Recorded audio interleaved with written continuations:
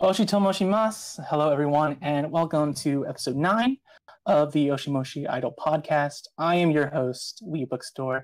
With me are Miris and Mina. Hello. Hi. It's me. Hello, everyone. Hello. Yeah. So, this is episode 9, right? Episode 8 just went up on Tuesday. Sorry that took a little while for me to get to. Also, we got blocked by Sony, Again. worldwide. Again. Like worldwide this time. Last time it was just we got blocked in Japan. But this time they hate us now. I got banned from Japan. I got banned from the world. Oh, that sucks. It happens. So I had to edit and re-upload that. Yeah. Happens to the best of us. Yeah. So here we are. We're back for another episode of our usual thing. What's been going on with you guys in the last week? I guess we didn't watch Produce together. I know we had someone on Twitter asking us to, but yes. I'm sorry, guys. We did. I'm real sorry. Sorry. It's fine. I actually just watched the episode last night, and I was live tweeting it, and I think I lost followers for it. I didn't even see your tweets, so I'm sorry. Yeah, who knows? I read your tweets. I mean, they weren't anything thought worthy. I mean, they're just me babbling as I usually do. But yeah, people don't like me. That's a problem that I have. I mean, it happens, right? You can't be loved by everyone. This is I'm just the type who people like to ban. I guess so. You are the type of people like to ban. I don't know. Yeah, I don't know what I did this week.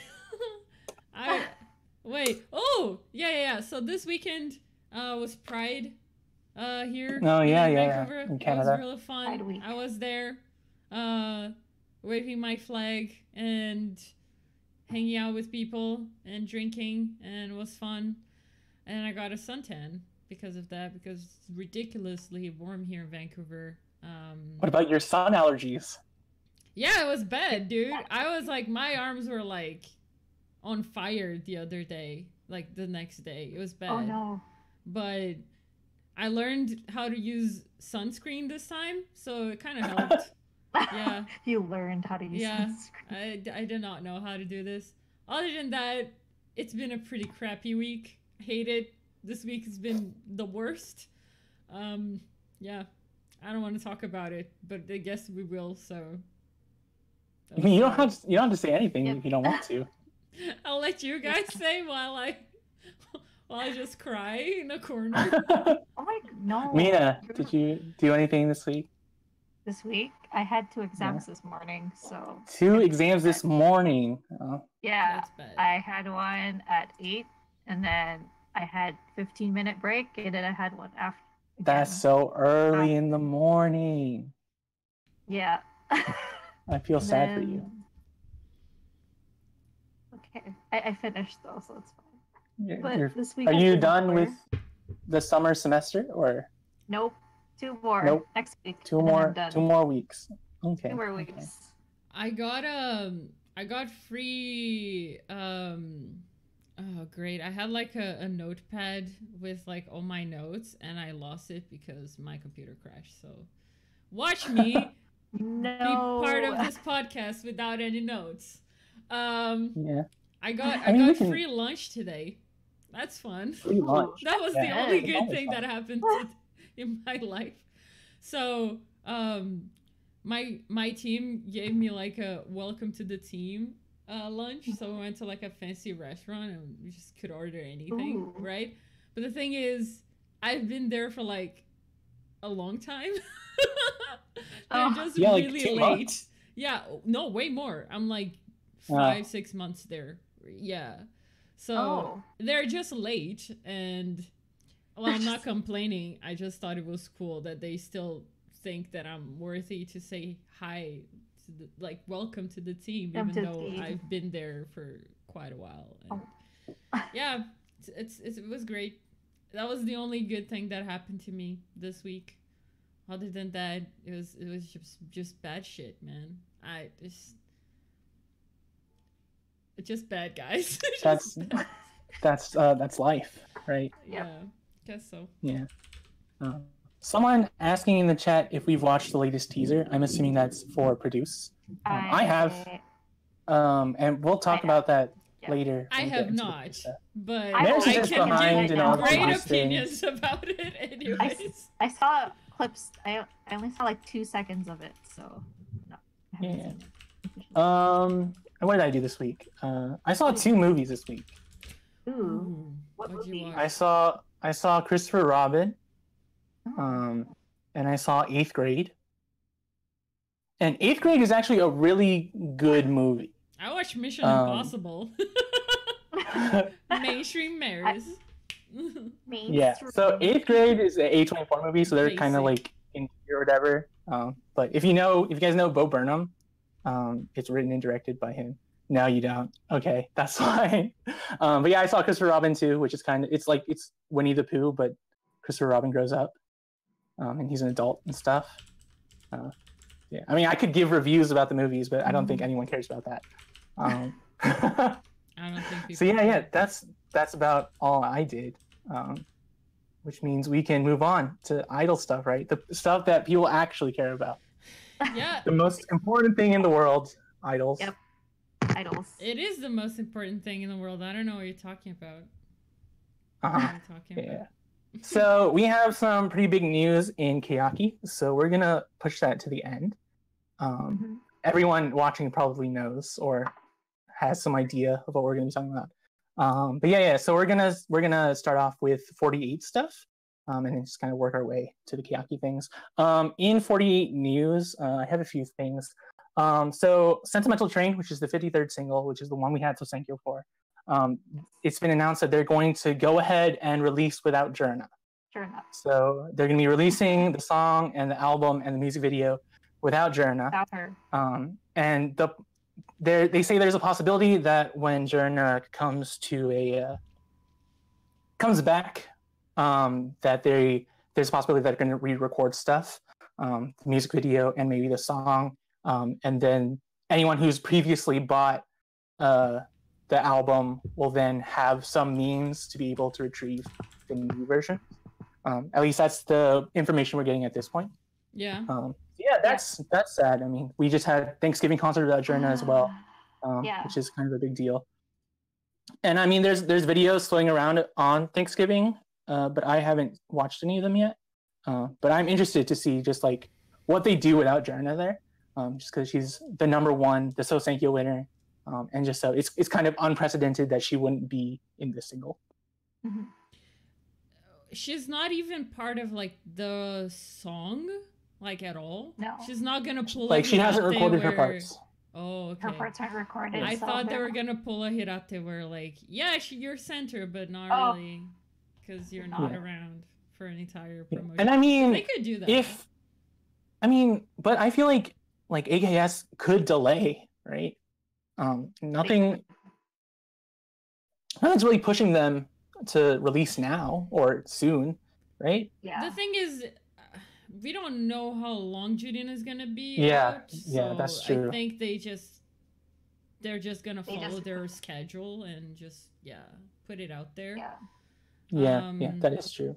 Yeah, it's also like very scary because like if Jurina, like they might think that she's not coming back anytime soon, right? Yeah, so they can't delay it, a big thing. And that's fucking scary because I don't know, like it's Jurina, guys. Like what the hell? It's the first time it is Jurina. It's the first time. Yeah. But like, I wonder if they're gonna leave a space for if the they're trophy, recording it, right? Yeah, like they leave like a space. Like, are they gonna put like a trophy? Is it just gonna be empty? Are they gonna like switch things around? Man. I don't know. If I was the person like making all these choices, I would make a joke out of it for sure. I'll have like a cardboard cutout of Jurina the entire time and just leave it there, just make fun of this whole situation because like it's sad. It's already sad that Jurina's not around.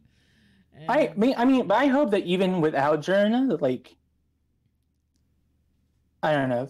I don't know what I'm trying to say, but like I was gonna say I hope they like do something like closer to like Dasu Oware, right? Where like you have your 2 and 3 like really take charge as like a double center. You're liking this because it's gonna be Dasu. I'm pretty sure. Yeah, I mean, it's just I feel like with the performances we've seen so far, or at least what I've seen so far, like there isn't that like focus on like Jurina and Sakura, which I mean is kind of respectful of like Jurina's position, especially when they didn't know how long Jurina was going to be gone. Yeah. But I just think it'd be nice to see like some variation in the choreo, but we don't know what's going to happen, and it's totally understandable if they don't do anything at all. We have someone in the comments talking a lot about Produce. We will talk about Produce, and we have talked about Produce in the past. If you haven't watched before, all of our videos are available on YouTube. Half of them are timestamped, like the later half of them are timestamped. So if you just want to like watch the Produce stuff, there'll be links where you can just click and it takes you there. But yeah. So there, don't worry. And other stuff. AKB Team 8. Just announced their new representative for Yamagata, which is Mitomo Mashiro, which I think is a really cool sounding name. She's new, so there's not a whole lot we know about her yet, but Team 8 is historically known to be pretty powerful, just because they pick the best girl from each prefecture. They're kind of stacked that way. Yeah. I have a piece of grad news just because it kind of ties in with something we talked about last week. So Techi is the new Yakult spokesperson, right? Yep. Yeah. So actually, Watanabe Mayu actually just released a CM with Yakult. It's actually a really fun watch. Yeah. So she's like a Yakult delivery girl, right? So she's bringing like Yakult to people's doors, but then she's also like a superhero, and she does like a magical girl transformation, and she's Yakult lady. Like that's the title of the CM. And so the whole thing is like set up like a musical, right? Like you have people dancing in the streets, and it's a really fun watch. There will be a link in the description whenever you watch the VODs. That's cool. Yeah. I wonder if they're gonna do something like that with Techi, because like it's I almost think she needs something like that. Like just make her act. Like tell her that she's like a character. She doesn't need to be herself, and then maybe she'll do like cool stuff, right? But if it's just like, yay, I'm cute, here, buy this thing, like she's not gonna do it, right? But like it'd be cool to see. Is she a spokesperson as well for you? I don't know. I don't know if this is a one-off or if she has a previous deal. But it'd be cool if we saw them collaborate. That's what I was gonna say. Ooh. Maybe. Maybe she'll open the door and it's Techi. Right? Like the person that is buying the Yakult is Techi. I don't know. Just to tag on some other Mayu news, her drama is currently airing. So if you're interested in that, you can probably look it up. I'll probably have some sort of link in the description. But moving on, we have drama is also airing, but she's not in any of the episodes yet. So she's not in the first 4 episodes, right? Yeah. Yeah, so in SKE you have another Kenkyusei grad, Wada Aina is gone. We don't know much about that because she's Kenkyusei, but and then in other grads, we're not talking about the big one yet, but we're talking about last week's big one, Sayane. Sayane has her graduation concert is scheduled for next month, for October. 2 months from now. 2 months from now, October. But we don't know if that's the end of all of her like NMB promotions, but that's the graduation concert. It's in October. So yeah. We're all sad about that. This year's cursed, man. What the fuck is going on? Jesus. Well, like 2017 was like just people hemorrhaging members everywhere. But yeah, so we'll actually be talking a little bit more about graduations in this episode. That's kind of our main topic for the end. But just to finish off some 48 news, the last piece I have is HKT Tanaka Miku, who was a contestant on Produce 48, also a member of HKT. She has recovered from her leg injury, which had her leave in the first place. But Moriyasu Madoka, who's also a HKT member, has since injured her leg. So it has been passed on. The curse of the injured leg. And I'm pretty sure someone before Miku also had a hurt leg in HKT. I don't know. I would have to look that up. But it's just, just a curse. It's a cursed year. How are they doing this? Are they doing like... Is the choreography, did they have to fall on the ground? Are they performing Fukyoamon? Because, like, that shit is cursed. That shit... I mean, HKT's choreo is, like, bouncy, right? Like, I feel like they do a lot of jumping. But I don't know. I haven't watched HKT in a while. I have no idea what HKT does, but sure. Yeah. That's what idols do. They bounce a lot. Yeah, I can see that. They bounce a lot. Yeah, so moving on to international stuff, starting, we'll say BNK has released their new single, I think, right? Tsugi no Season. Or no, they have a music video up. Yeah, so that music video, you can watch that on YouTube. It shouldn't be region blocked because BNK doesn't care like AKS does.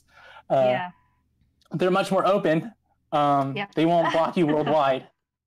Who is center? Who is center? Do we know? I'm not sure. Hold on. Yeah, I'm not sure either. It's not sure, right? Mina can look that up. I don't think it's. Mina can look that up. But yeah, there'll be a link to that if you want to watch in the VOD description for the people who are watching not live. I'm sorry, for you people guys. watching live. Yeah, I'm sorry. We wanted to show stuff and we tried it, but Akimoto. We're afraid now. They've scared us into submission. So I can't show you guys anything. I'll show pictures when I have pictures, but like that's about it. I'm sorry. It's pretty much just Sony though. Like I think if we showed anything else, we'd be okay. But we don't want to take the risk. 90% of this podcast is Sony, so yeah. Yeah, sometimes, yeah. Yeah, so while Mina's looking that up, I guess AKB China has just revealed all their girls for their debut group. I think it's 31. I would have to look that up again. It's in the 30s. We know that. So it was originally 34. It's in the 30s. But yeah, so AKB China, that's something to look forward to in the coming months, in the coming years. Just because that's the beginning of a whole new franchise in the Akimoto world, right? AKB China. We know that there's a lot of teams prepared. There's already SH in this. Chad is saying the name of the girl, but I can't even pronounce that. I can't pronounce Munich? it either. Is it Munich or Munich? Is it Munich? It's like the city? As in the city, but it's Mew. We'll call her Mew. Honestly, BNK has the shittiest. I'm sorry. Like, it's so bad, the nicknames that they come up with. Like, why would you call yourself Music? Music is such a hard name to, like, when you Google stuff, it's like Music is so random, like, so generic. I'm not debating that, but that is the way that Thai nicknames work, right? Like, they just like things that sound cute like that, I guess. Like, I know there's a lot of people named like Mint or like Joy. That's okay, but Music. Mint is fine. But music is really hard to like search. Yeah, I'll give you that. It's very hard to search. Like, I don't know. I understand. Like, Chad is saying, like, it's hard. Like, Thai names are hard to pronounce. Yeah, I get it. I get that they need nicknames. I get it. But like, can't you like come up with a nickname that is not Munich? Like, maybe the city of Munich is very important to them. But they also like cats. It's like putting nan on the end of everyone's nicknames. That's ridiculous. I love it. 10 out of 10 to this girl. I would put her center. I don't even know who she is. Good Munich. job. Yes. Stan Munich. I don't even understand. Stan creative names. Yes. You're the best. I love you. Yeah. But AKB China, that is a thing now. And there's plan it's going to be a much bigger thing in the future. Actually, 2 AKB China members were on Produce China. They didn't win, but they made it. They made it Are here. You sure? Yeah, they made it here. I just looked at it. Yes, one of them made it. I don't know about the other girl. I couldn't find her name. I saw 2 girls. One was eliminated episode 7, one was eliminated episode 5. So we obviously have conflicting information here. But so you're sure someone made it? Someone from AKB China made it? Yeah, one. Okay, wait. Hold on. No, so Liu Yan, she was ranked 42 in episode 7, and Mao Weijia was 70 in episode 4. So neither of them made it. What?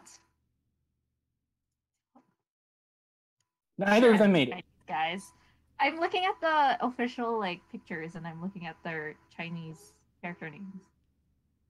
Okay, well, anyway, we can't confirm that right now, so we're moving on. They were on the show. That's all we know for certain. They were on the show. Yes. What is this? It's like a Produce 101, like Produce 48 It is thing? Produce 101 in China. Yeah. Okay. In China, yes. They did one with guys and they're doing one with girls. Is that what it is? Yes. Okay, cool. Yes. Nice. I'm never gonna watch that because I tried to watch the guy one and I was like, no, this is Mnet level of bad. So I'll never watch it. So I think you're talking about Idol Producer, right? That was the guy one. That was like a guy thing. That was like that was Idol Producer.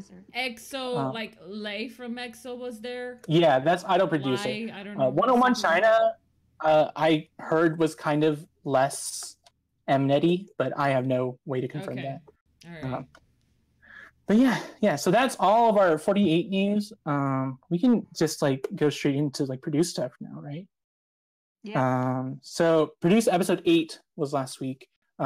Maris did not watch at all. I'm guessing, but right? I do know things because I saw Nina watched. tweets. I watched last night. I watched. So what happened in episode 8? So it was the second round of eliminations. But for the first half of the episode, For the first half of the episode, you actually had them training for the next round of performances, which is the concept evaluation. So concept evaluation is basically there are 6 songs that are all original, like they're made for the show, and they all embody a different genre for dance and vocals or whatever. And the way that the system worked out is that this year they had fans vote on which girls they wanted in which songs. So for each of the 6 songs, 7 to 10 girls were sent they were put into groups for each song based on audience votes. And then but for the final like performance group, only 5 would remain. So they're all training now for a performance they don't even know if they're going to be participating in because this is prior to eliminations.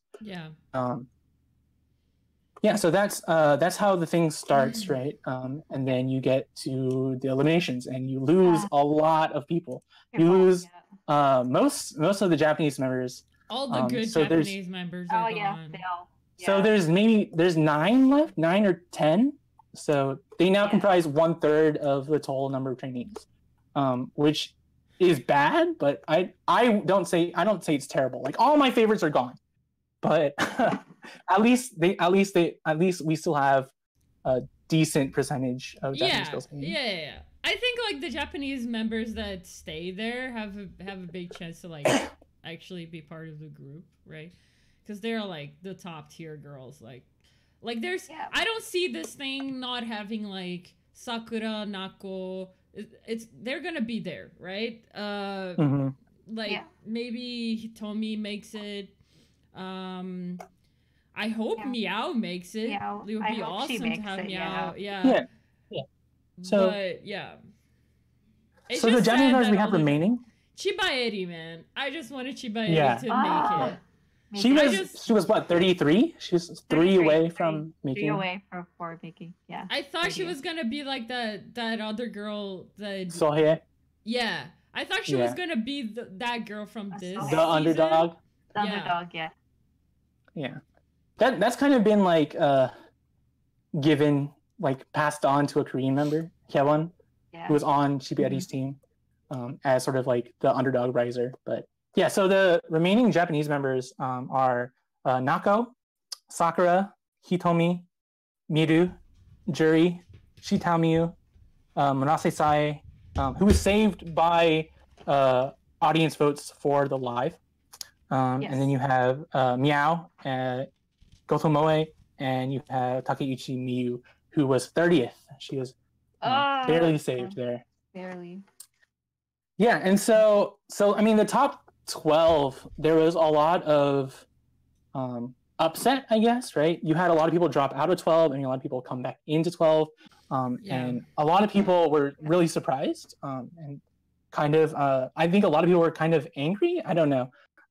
I heard a lot of people like on Twitter saying that like somehow all the boring girls got in or something. Yeah, that's what I've heard too. Yes.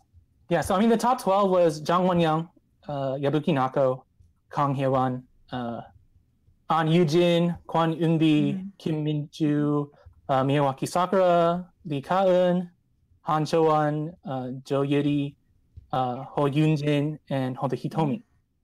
So yeah, you have some people who made some big jumps. Like, yeah, only 3 Japanese in this 12. Only 3 Japanese. I can see why people are mad at this, because I mean, Japanese, like, J-pop fans are probably would look at this list and say, well, they're kind of boring. Like, I love Nako, right? Nako is the sweetest, cutest person ever, but like, there's no struggle with Nako, right? It's just like, like, following Nako now is more like, it's kind of boring, right? Because you know what she's capable of doing, and she's probably gonna make it. Sakura, I mean, it's pretty much the same, right? She's kind of a shoo-in at this point. Yeah. So I think like the cool stories, like the girls that could, like, well, Miyu got like a cool story now, I guess. But like the girls that had, like, I don't know, I wanted to see more Chibaeri, for example. I think like she would be awesome to follow, or like follow the other members that were, you know, getting better at. I don't know. It's just it's kind of boring, and I don't know about the Korean girls because like I don't follow them, but I'm pretty sure that the ones that stayed are like the talented ones and not like the super So you have like the fixed people like Kaeun and Eunbi and Won-young, right? But like the kind of upsets, right, were Kang Hye-won and Han Cho-won, who were the Korean members of Team Snack, which is Chiba Aries Boombayah team, right?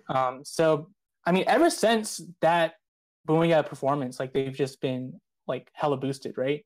Like, because they pretty much like kept things together and like led this team of young, inexperienced girls to basically win that performance. And so a lot of people like they enjoy seeing that sort of like underdog moment, especially when like Hyewon was 25 before, now she's 3, and Cho-won was 47. So she, I mean, almost barely made it in for this round. And so so that was the top 12, right? And then like a lot of focus in this episode was actually paid to Hyewon and Sato Minami, who's an AKB member. I think she's Gen 16. But yeah, they focus a lot on their relationship because they've become very close since Boombayah. And they talk about it being like a mother-daughter type of situation where Hyewon kind of like is the mother over Minami, who's like this little tiny baby. And it's like that's really the image they're trying to push, right? Like, this is the thing that brings these cultures together, brings these girls together. And it was even kind of perfect that the song that they were assigned to was about meeting someone again in the future. So there's a lot of stuff they could pull from the editing team for that episode. And it was actually really heartfelt to watch. So at the end, that's basically what happened in episode 8. In episode 9, we'll probably see them start. We might start see the start of the performances. I'm sorry, I said that weird. But also because there were members eliminated, like for example, like Meow's team, right? Everyone on Meow's team is gone now except for her. Except for her. And so there's going to be a reshuffle next week. That's weird because, like, whatever. Go ahead. Sorry. So yeah, there's going to be a reshuffle next week. So originally everyone was assigned 7 to 10 people, but they need to whittle everyone down to 5. So obviously in the groups where there's overflow, they will be sent to the groups where they don't have enough members, which is kind of a challenge, right? Because you've already practiced a song with people in a genre that was picked specifically for you, and now you have to change. And now you switch. Yeah, so that's what I was gonna say. Like, why did they do that? Why the fuck did they do that? Just to create more drama? Because like that's gonna be so hard. Like the entire team is gone. Like they're just gonna start from the beginning, right? Like why make that, right? Why not find out a better thing to do with the groups? In the past, it was like this, but in a slightly different way. Like it wasn't. The songs weren't chosen for them. Like they got to pick based on their rank. Choose their songs. Yeah. Okay. So before, like if you were ranked really low, like you wouldn't get the song that you wanted. I don't know if this is a solution to that, but it's different. Because we don't know how the reshuffle is going to work. So maybe those lower ranked girls will still have a chance. But on the other hand, Mnet could just be total assholes and not give us what we want. They could have done it better, I guess. Yeah, it just seems like a waste of everyone's time, to be honest. I felt like, like for this season, for the, like for them picking the song, like for fans picking the songs was a good choice, but after eliminations, and they have to reshuffle. It's kind of like Did they do reevaluations now, or they're done? No, like the letter evaluations mean nothing after the first evaluation. Okay. Because now they just practice in their groups. Okay. Before it was they were practicing in the letter groups to be on people with the same level as you. Okay. That's the idea. But now they just practice with their groups. Other stuff looking forward to next week. You have Lee Sung-gi is joining the training team for temporarily. Like he's going to be sitting in on the training. That's basically the only new teaser we've seen since then. Because we got the people, like who were those guys that were showing up on episode like 7 or whatever it was?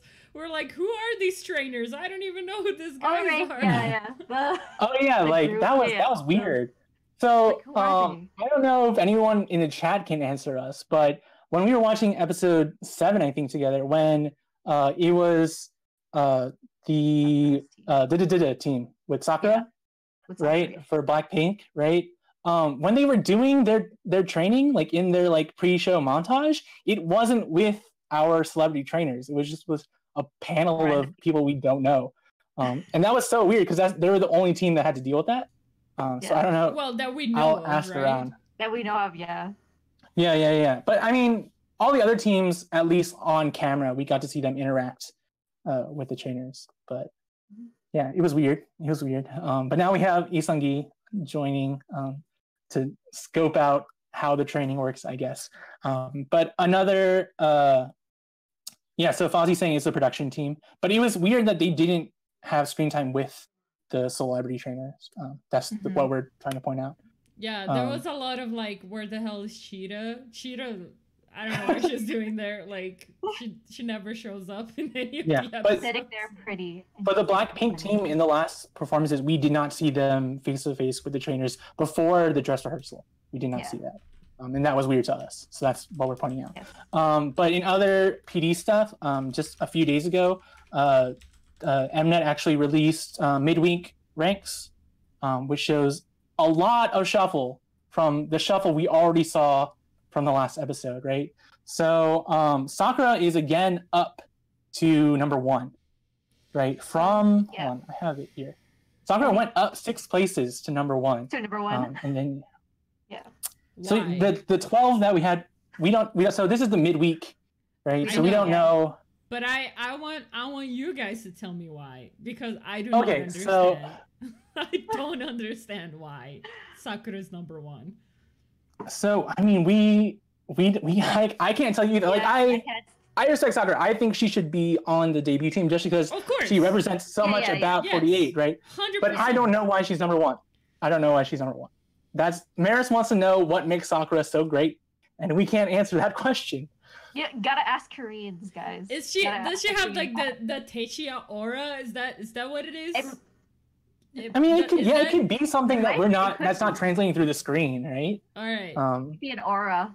Korean fans are just madly in love with Sakura. That's true. Is that what's going on? That's just the way it is. Yeah. Okay. So that's what's going on. So there is a lot of shakeup in the top 30 now. I'll just read off the current top 12 and tell you how they changed from last week's episode. So you have Sakura in first now. That's 6 up.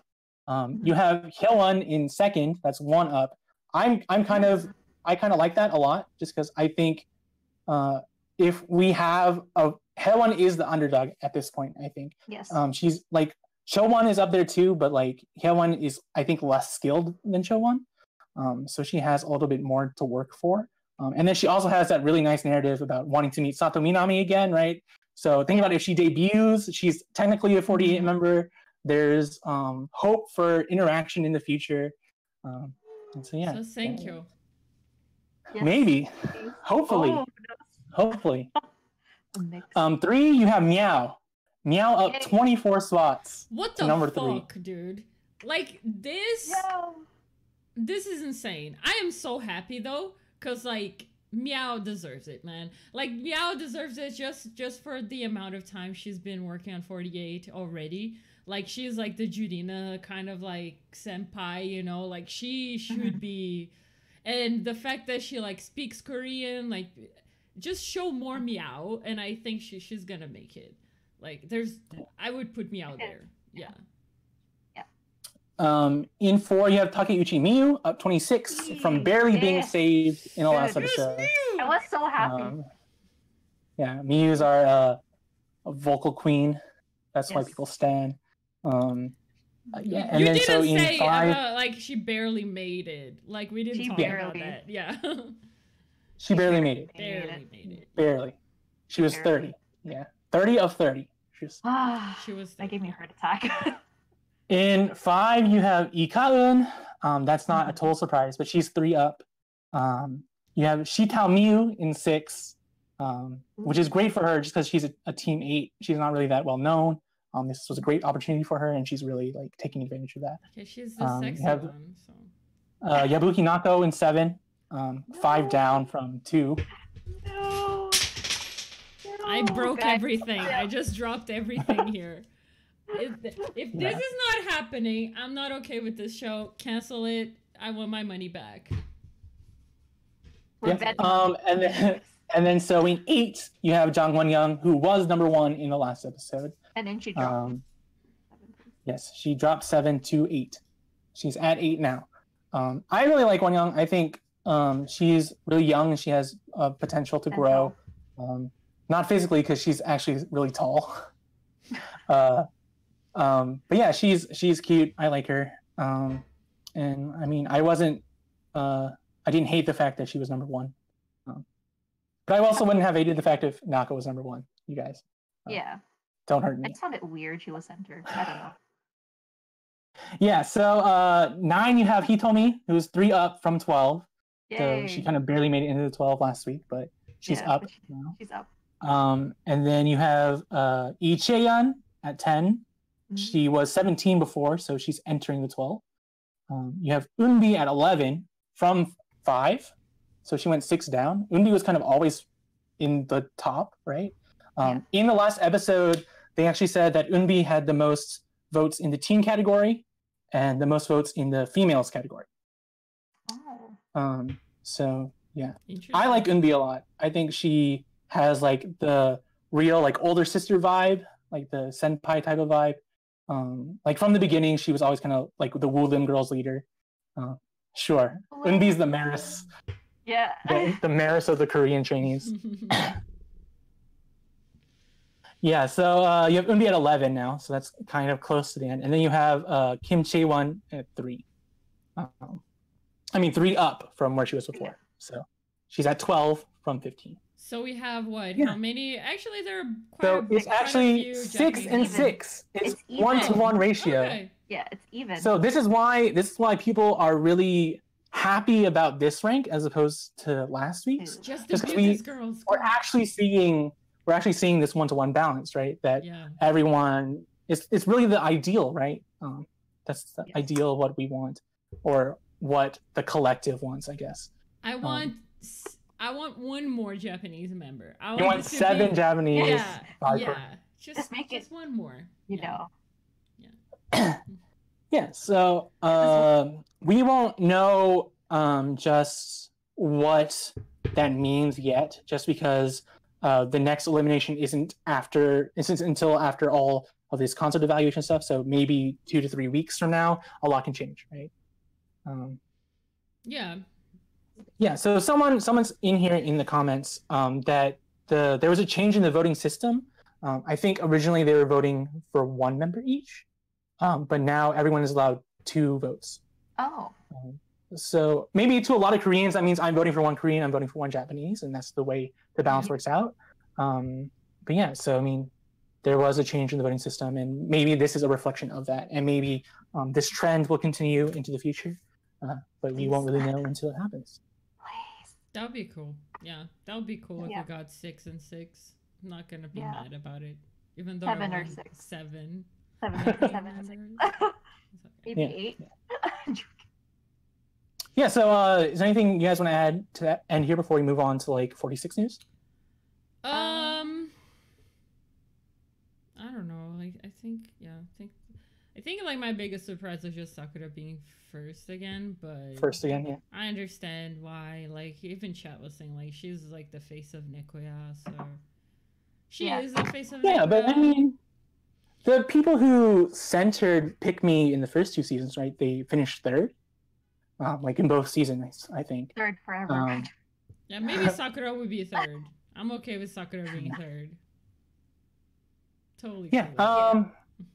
I guess I just wanted to add in like it's kind of nice-ish to see that there's fluctuation and fluidity in the top 12, especially in like the upper half. Just because I only watched season 1 of Produce, right? But back then it was Somi always number 1, Sejong always number 2. Like at first it was Sejong number 1, and then Somi, they kept switching. But once Somi was number 1, she was fixed number 1 basically, and Sejong was number 2. And I mean, I wasn't completely salty about that because I was a Sejong bias, but I feel like it's more interesting to see that there is changes happening in those upper ranks. Yeah, definitely. Yeah, it makes for a more interesting show, but it's still like heartbreaking. Like it makes me so sad. Like seeing all the Japanese members like just I think like all the F girls are gone, right? Who is F that is left? I don't think there is.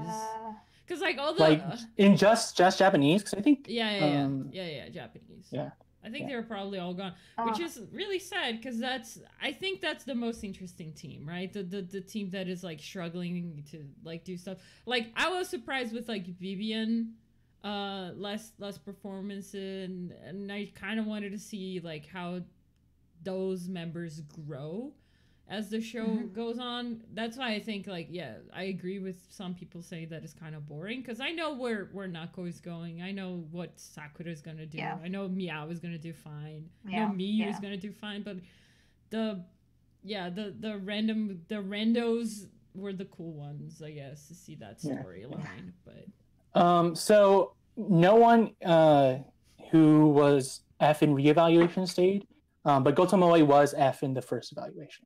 Okay.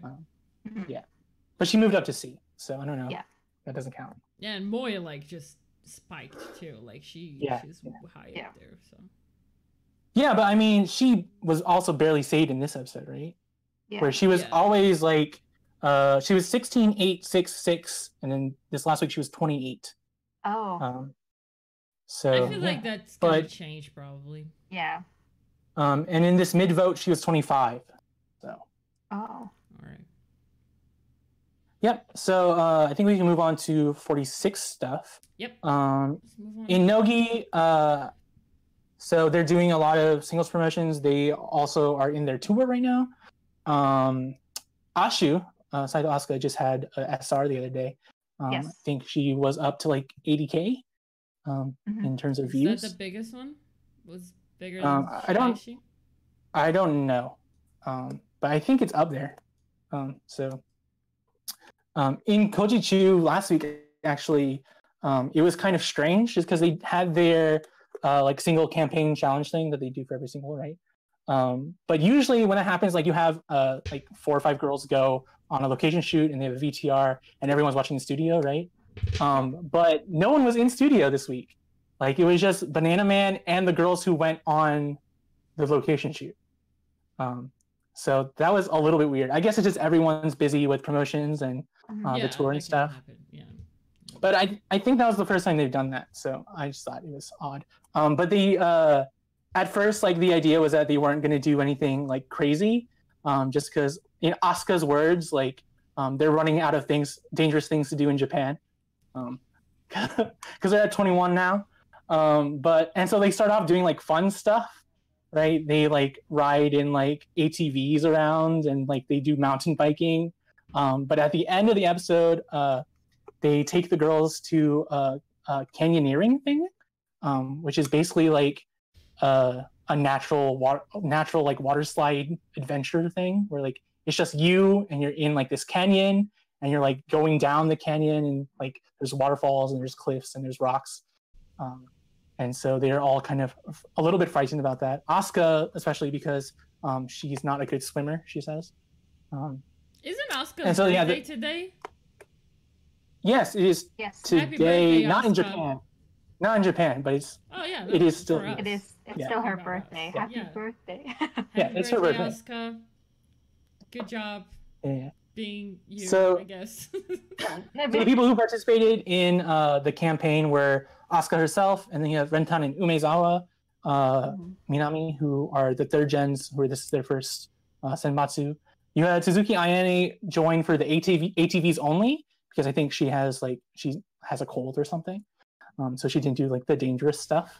And then you had Hoshimina, who like as a joke, she's always kind of like the person who goes on every campaign. But in the 20 single, she says that she's retiring from doing the campaign challenges.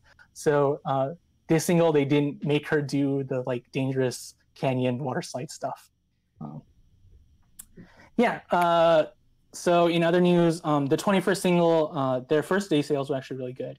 I think they were close to like 770,000 in the first day, which is a drop from their last single, but it's better than the 3 singles before that. The number for the first day is 774,000.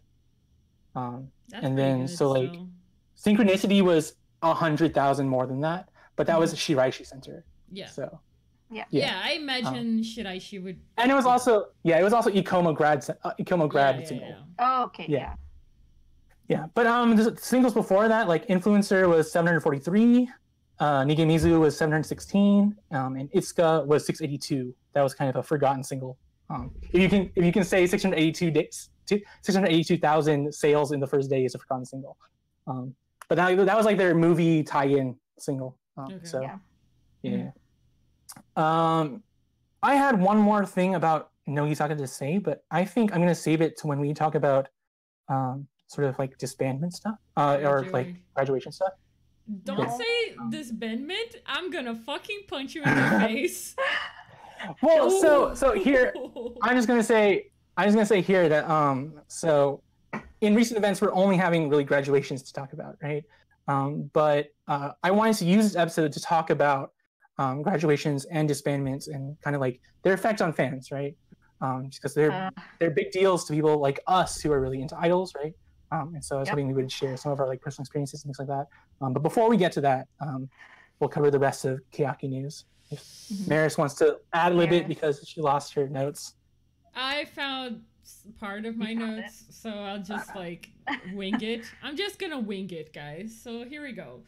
First of all, the tour book was released, which is cool. Yes. Like you have a picture. You have like 2 covers. One is Keyaki members, and one is Techi because she has her own cover.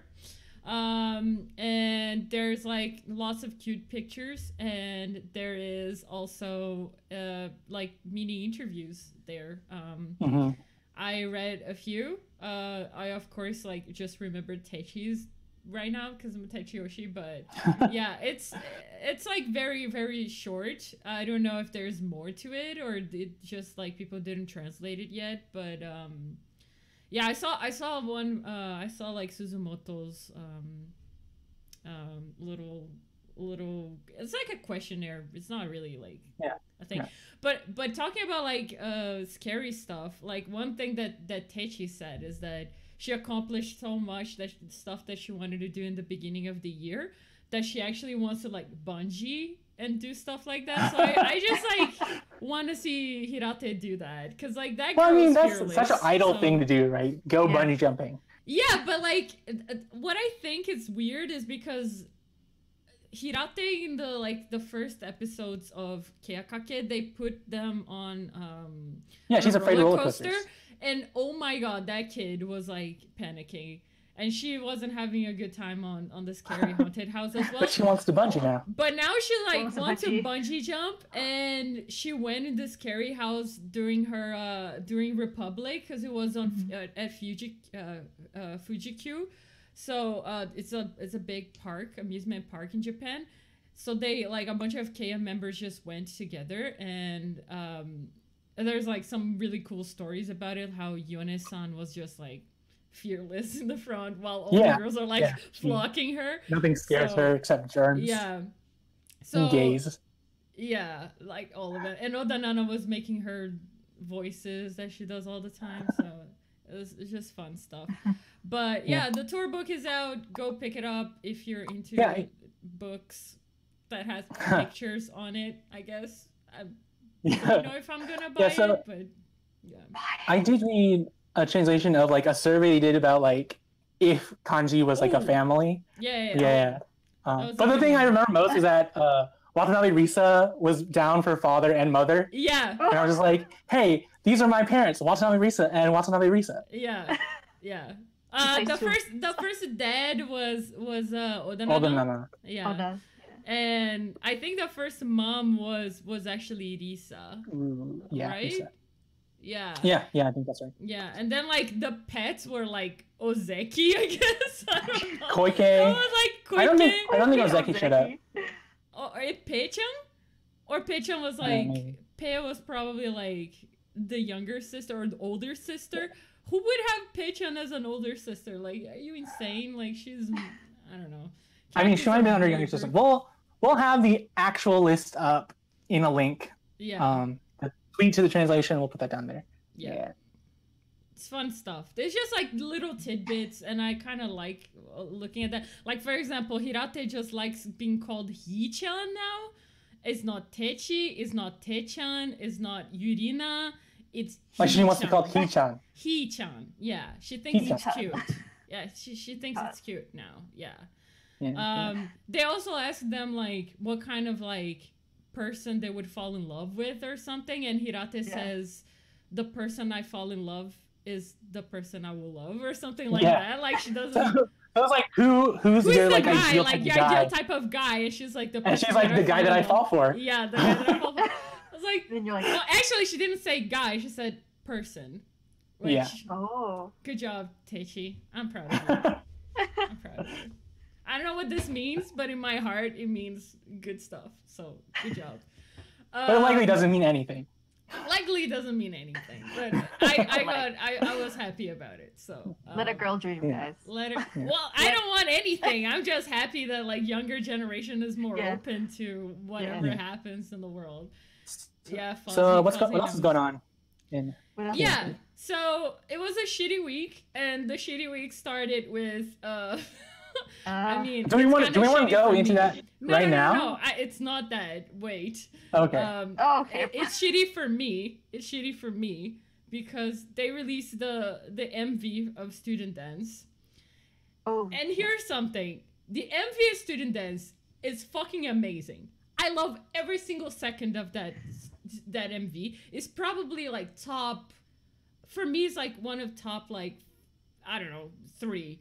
Like, I just love it. I love everything that is going on in that MV. It's so cool. The looping nature, like what they were trying to show in the video kind of translate. I'm not sure if there's a Clockwork Orange reference there. I think there is. So I mean, their outfits are pretty. Yeah, but people are like, popular. Well, it could be like a mime kind of a thing, but I think it like fits. And it's definitely not Keyaki that come up with it, it's the director, so I'm pretty sure like it could be like a Clockwork Orange thing, right? And I don't know, like the breakdance was awesome. Like there was water, there was the like water. it was just a really cool MV to watch. But the song, holy fucking It's shit. terrible.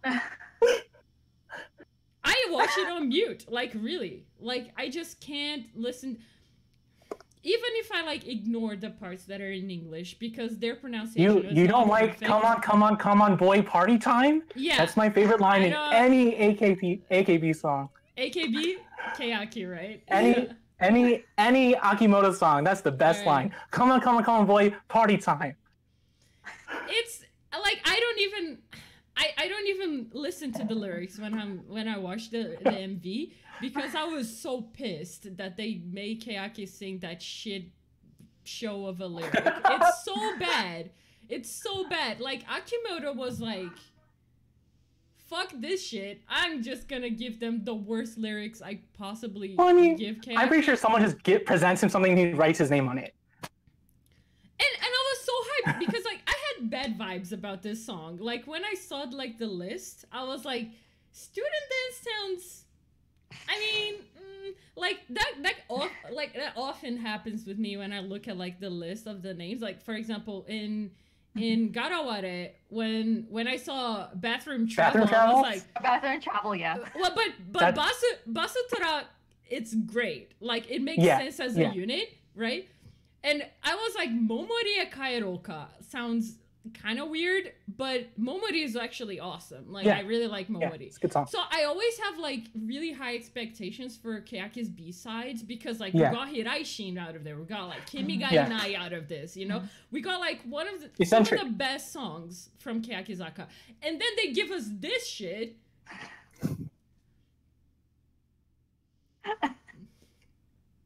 I just can't, guys. Like, nope.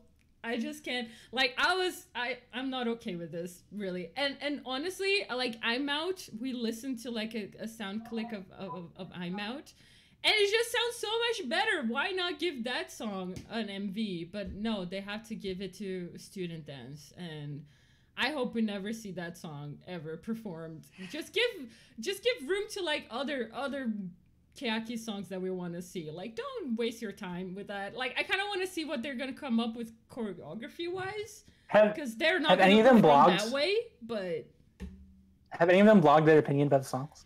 I mean, they're always gonna say they like the song. Yeah, I mean, but they're gonna try and justify it. At least some of them will, right? I like this part. I think Uemu said that she liked this song, and that's it. Like, I like how it looks, but I don't like the song at all. Like, I think it's one of the shittiest songs Keyaki has ever. Yeah. And so, it doesn't fit Keyaki. It's not a Keyaki lyric. It's just, like, if they're gonna continue doing this, like, why give it to Keyaki Zaka? Like, give to another group that can use of sexy pose lyrics. I don't know. It's bad. I don't like it. Yeah. So anyone who hasn't seen the video, we'll put a link in the description. Like, as Maris is talking about, like it feels very art house, right? Like kind of low budget art house feel to it. But I like the video. I like how it looks. Yeah. I mean, I wouldn't say like it's exactly like my speed, or at least the execution wasn't exactly like to my. I didn't feel for it as much as Maris did, but I wouldn't say it's a bad music video at all. It's definitely worth watching. So basically, they have like everyone's like in this sort of circle stage, and then you have a camera track that goes around. And to me, it's definitely at least interesting to watch. It's very interesting to watch. Like there's definitely like a story to it. There's like mirrors everywhere and things are looping, and then there's like, I don't know, they're doing like some weird Keyaki choreography that they do, like, but they don't have like it's more like a performance for the video, so I don't know how the choreography will translate if they actually do it live. Yeah, I don't know how it's gonna be, but I hope they just don't perform. They don't perform at all live ever. Because without the video, you're not interested. Yeah, I mean they're probably gonna do like a AKB show where they're gonna like perform it, but yeah, I'm not interested in that song. Anyway, Keyaki released another music video, didn't they? Did they? I don't know. Yeah, for Habupon. Oh Habupon. Yeah, so I was gonna talk about Habupon. I actually, if they released the MV, I did have time to watch it, so I don't even know. I did watch it. I actually really liked the way it was filmed. I mean, it's gonna be hard for me to explain really, but they're kind of in this like very like traditional Japanese style house, right? And Yeah, I know there's that. a lot of like camera panning and stuff like that, like going into different rooms. And I doubt it was like a one-shot take or anything like that, but I liked the way it was shot a lot. And I mean, I don't have anything bad to say about the song either. So yeah, so we can talk about Habupon a little bit later as well, because that fits into the big thing. The other thing that just quickly gonna go over is the Kanji Keyaki performed in Rocking Japan. Is that what it's called? Festival? Yeah. Rock Japan. Yeah. Yeah, so they performed like a full set list. It was like 10 songs or whatever, and the set list was insane. Like they performed like all the great songs but Fukuoka because that song is cursed. So they even perform Ambivalent for the first time, like for the second time, because the first time was in and this go ahead. This was the debut of their like really Kingdom Heartsy outfits, right? The red ones with like the buckles and straps. I don't really like it. I think it looks ugly, but like I don't know. It was. I don't have anything against it. It's a unique style. It's very Kingdom Hearts. That's what I wanted to point out. Kingdom Hearts, yes, it's very Kingdom Hearts. Yeah, I can see how that's very Kingdom Hearts. Yeah, I saw some fan art of Techi like holding the keyblade. Yeah, like holding. Yeah, I saw it too. So they're doing it already, but it's a cool. It looks like a really cool performance. Like there's more than one cartwheel that happens. Like Techi does cartwheels. Yeah. Apparently other members do cartwheels as well. It's just a really cool, it looks like a really cool performance, and I kind of want to see it properly because that camera work did not like show us a lot, but yeah, it's and at the end of the concert, like apparently all the members are kind of like dying because it was so fucking warm, and they were like wearing that outfit that looks kind of heavy even though they say it's not. Pretty sure it is. And yeah, they just like Techi had to like Pon had to kind of carry Techi away from like out of the stage because she was like kind of fainting. But yeah, that's what happens when you perform like the craziest songs outdoors, choreography wise, outdoors when it's like 50 degrees outside. I don't know, like it's insane. Yeah. I remember like. Go ahead. I was gonna say I remember like Rockin' Japan last year. Like, really, it was like a point in Keyaki where you really started to see that they were making like statements outside of the usual idol circles. Yeah.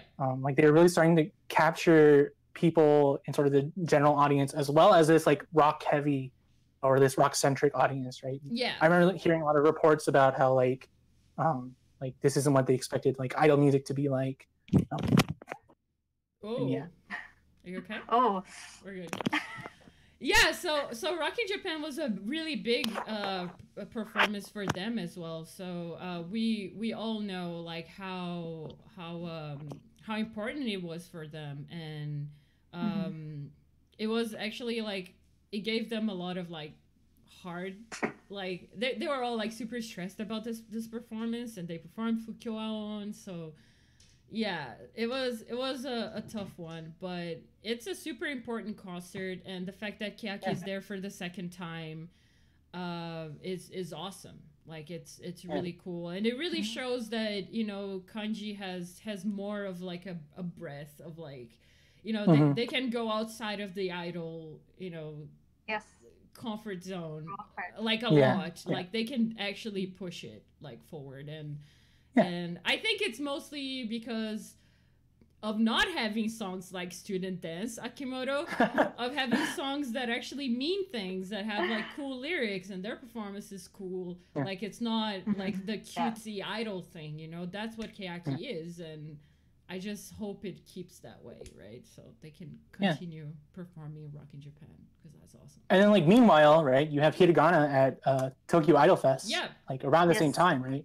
Closing the day, which is awesome for Hiragana as well. Like, just like prime time for the Keyaki groups, pretty much. So it's just good stuff overall. Yeah. For both groups, yeah. Like, during our stream last week. Yeah, go ahead. Yeah, I was just gonna say, like, during our stream last week is when Tokyo Idol Fest was just beginning, and so yeah, I mean that seemed like a lot of fun for people everywhere, just because like a lot of people were watching live streams of it.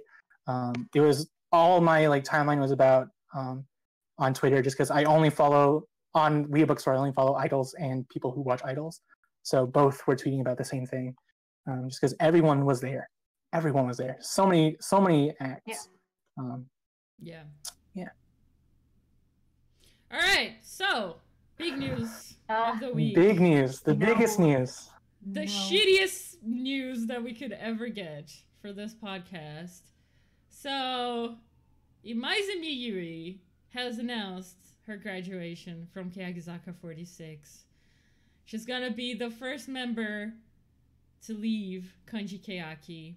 The first graduation Keyaki has ever had that is not forced, like a voluntary graduation, and everyone is devastated. I don't think there's a single person that is like, yay, Maizumi is graduating.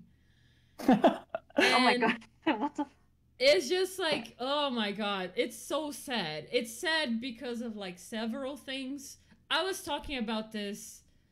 Well, the day that happened, I was asleep, of course, and then I woke up, and then there was, like, messages saying, like, holy shit, Imaizumi is graduating. And I was, like, in my bed, reading on my phone, and I just couldn't move for, like, at least half an hour.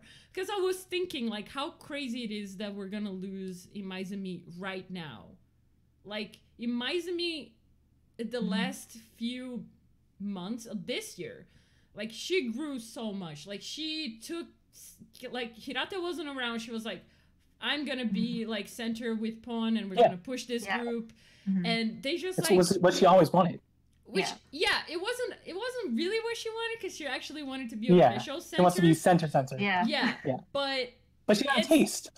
She got a taste of it, and I don't know, like, I thought, like, I had like some ideas of like, oh, Imaizumi wouldn't fit like Keyaki's center because like she's so bubbly, so happy all the time. Like, she would fit like Hiragana maybe like more, like, instead of Kanji, right? Because Kanji has like this cool like vibe to it. But after watching like her performance of Garaware, and after watching her Momori performance as well, I was like, dude, why is Imaizumi not center as well? Like, I want Pon center more than I want Hirate center. Yeah. I said this several times, but like, Imaizumi is so like important. Like, her voice is very important in the group. Her presence is very important. There's one of their strongest performers, like top 3 easy. Yeah, like, she will always be like the runner up for like center. If Techi is not there, she's definitely like one of two that can be center, right? So I don't know, like, I was like I'm still sad about it, but I was talking to, I actually took one of our fellow Zooming Oshis, Gara. We were like having dinner that day because it was a sad day for all of us. So I was like, let's share our love together here for a while. And one of the things I was telling her is that I was probably more prepared for a Hirate graduation than I was in Maizumi. Even though like the signs were there, like, I agree with all the fans that are like, oh, the signs were there, you know, she wasn't being part of the, you know, the handshake events or the performances. And Imaizumi 100% said that she would much rather graduate than take another hiatus, right? Which is what's happening. But I felt like Hirate, I would understand that she's leaving, for example, because I think she accomplished everything she had to accomplish in Keyakizaka. as center, she was center several, like she was the only center Keyaki has ever had. She pushed the group. She accomplished pretty much everything that you can accomplish when you join an idol group. Imaizumi didn't. Imaizumi was still like trying, right? She had so much more to give Keyakizaka, and we were starting to see that. We're starting to see like how great she could be as a center, right? Or how important she is as a member, right? Because Hirate does kind of overshadow them sometimes. It's boring. It's annoying that like it's so Hirate focused sometimes that you can't see the other members, but we got to see that. We got to see Maizumi like shining, and just to know that we're never gonna see more of this. It's just so sad, and it makes me so sad. And all the members are fucking sad. Nobody knows what is going on. Like, I've seen, I don't know, like most of them already like wrote blog posts about it, and all of them are just like really sad about this. And I don't know, man. It's just like a really, really tough situation, I think, for Keyaki members. I think Did we crash? We might have crashed, guys. Just give me 1 second. Oh, are we back? I'm back. Yeah. Yeah. Okay. All right, we're back. Yeah, it's just like I'm just ranting right now because like this stuff really like moved me, but like I'm just really sad that Maizumi is leaving now. That's like overall the sadness of everything. Like I just devastated that she's leaving right now, and I wish this doesn't happen. We're not gonna see 21 members on stage performing. It's not gonna be a thing unless like Imaizumi graduates at the end of the year and somehow they don't have second gen kanji and they get Manaka and Aoi out of hiatus just for like one performance, and we're gonna see 21. But like it's just heartbreaking. Like Yuka's blog was heartbreaking. Yuka think that it's her fault. Like it's just sad. It's just like the Hiragana members are all like, we looked up to Maizumi. Like a lot of them are like, she's the perfect idol. And I agree, like Maizumi is such a good idol, and we're never gonna see her be center of a fucking idol group, right? And you know, we're gonna see her solo, but I don't know. I wanted to see her in Keyakizaka. That's all. All right, I said too much. I'm sorry. It's like, no, this is the stuff we want to hear, right? Because you're someone who is almost completely focused in the idol world on Keyakizaka, right? Yeah.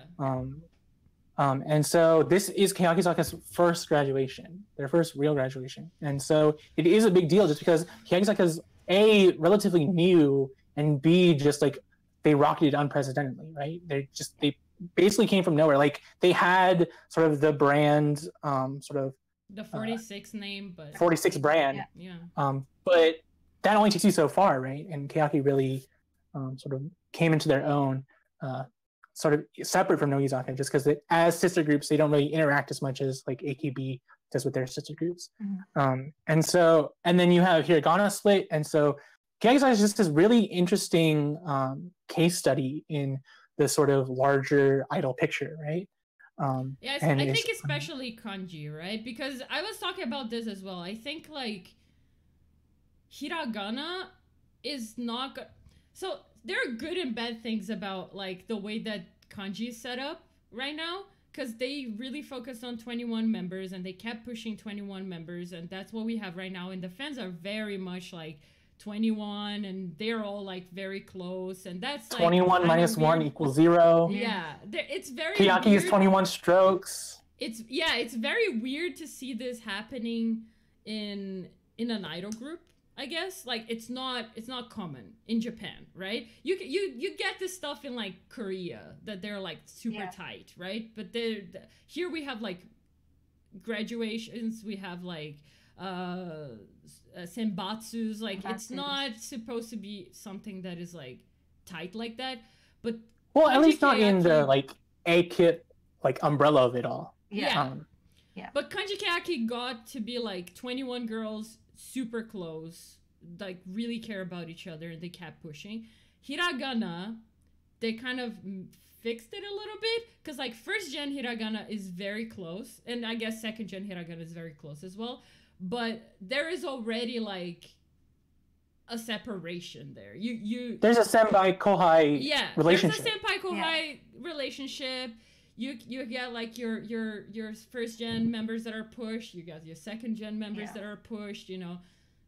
We talk first gen and second gen when we talk about hiragana, and we're gonna talk about third gen because I don't understand what they're doing. They're gonna give them a third gen already, but yeah, we can see that happening. So I think hiragana is safe from all of this, because what happened in kanji right now is that you have all this hiatus, and you have like you don't have someone to like push the thing, because like Hirate wasn't around.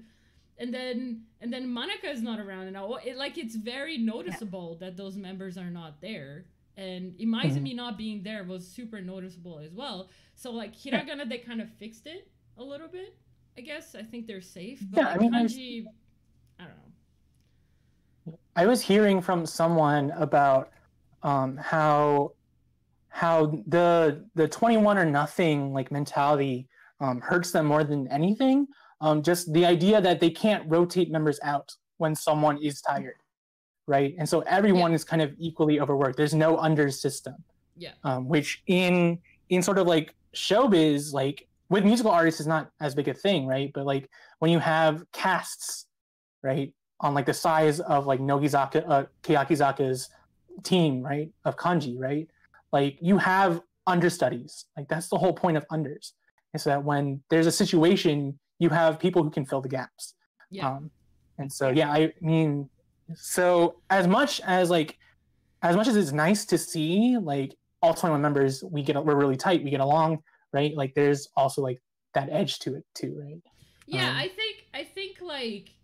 think it hurts them in I don't know, if you think like business, it definitely hurts them, right? Because that's what you're gonna have like people not being there and not having someone to fill the gap. And when they fill the gap, it's like, oh my god, like they create drama because people are filling the gap, right? Like the whole like Techi is not center, Maizumi and Yui and Pon like taking over. That was like so much drama around that shit for no fucking reason. But like at the same time, as fans, it's actually really cool to watch. Like it's really nice to see like a really tight group like kanji, and it's just sad that you know graduations are gonna happen, second gen kanji is gonna happen, and that's gonna break up a little bit. But like what we know is like first gen kanji is insanely tight, and we got to see all of that, which is good. I'm happy we got to see all of it. So coming off that sort of energy, I guess, I wanted to use like this end time here for like all of us like talk about just like graduations in general and like disbandment, just because it's something that all idol fans I think go through, unless you're just like idol fan for a short time, like a window in like idol's history. But like even when you're just like that casual fan, there's always like this sort of looming like threat that everything ends, right? And so I just thought it would be interesting if we got to hear stories from us about like moments in our fan history that maybe shook us in a way, or just anything. And maybe anyone who's in chat can share their stories too. We're happy to read things at the end. But yeah, so Maris, do you have anything like pre-Keyaki? What were the things you were into? There were a couple of things. I started the whole idol hell thing with Morning Musume, if you guys don't know. And Momusu had graduation since the beginning. It was just part of their concept, right? And I think it was like probably Momusu that inspired AKB, right? I think that that's the whole system, because they wanted to create like a rival group for Morning Musume. Well, I mean, it turned out to be way bigger. Oh, they had it as well? Onyoko Club was before Morning Musume. It was AKIP, right? And he brought in the generation system. He brought in the graduation system. So it was the same. I don't know if he was the inventor, but yeah, Onyanko Club did exist. So maybe like Morning Musume took it from them, but yeah. So I lived quite a few graduations when I was following Morning Musume. Some of them were actually. It's very weird because the members that I liked the best never got a proper graduation, which is insane. It's insane. Like Kagoai and Tsugi, Nozomi, which were from Morning Musume. They got like a graduation from Morning Musume, but they became a unit after that. And Kago. And it was fine. Like, I was fine with that. Because the graduation was, like, sad. They sang all the sad songs. But I knew they were going to become a unit under Hello Project. So I was okay with that, right? It wasn't, like, that heartbreaking, right? Mm-hmm. What fucked me up was Kago had to leave Hello Project in general. Like, completely. Because of a scandal. And that's like the worst thing ever because they put them in like hiatus or whatever, and you never know if they're gonna come back. In the case of like Kago, she never came back because she fucked it up again. So she never came back, and she was like one of my favorite members. She still is like one of my favorite members of all time. I think like what she did for Morning Musume was like insane. Like it just brought them to a whole new level, as fourth generation of Morning Musume did. And my second favorite member is actually Fujimoto Miki. And Miki never got like a proper graduation concert as well. She just like left. So Yoshizawa Hitomi was the last fourth generation member to be on Morning Musume. And she graduated. She got a proper graduation. And months after, Miki was like she was forced to be like captain of Morning Musume, and she quit right after that. she quit like 2 weeks after that because Miki, like if people know Fujimoto Miki, she has like no patience. She's just like a huge tsundere. Like she has no patience with like members, so she just left. She was like, fuck this shit, I don't want to be in charge of this. At the time, like it was like Michishige Sayumi was there, and you know Kameyeri, and like fifth generation was mostly there. Yeah. And they were just like, nope. She was just like, nope, I don't want to be this. And then she was gone, and that like broke my heart. That one broke my heart. Yeah, because she didn't get a proper graduation, and I really loved Miki. Yeah, other than that, it was just like Barry's Kobo, like disbanding. That fucked me up as well. Like just completely. There's no more Barry's Kobo. And I watched that last show, and I was like sad at the end. I was like crying at the end because I really loved them. I didn't like their recent stuff, but like I grew up with Barry's Kobo, so that's sad. That was it. Like those are my big moments of disbandment and graduation. But I think like the Maizumi one kind of probably hit me in the heart a little bit more than yeah. Other than that, was just like K-pop stuff. Like I was sad when Jessica left Sonoshite. Oh yeah. That was pretty much it. She left also because of like drama, so it was kind of sad. Yeah.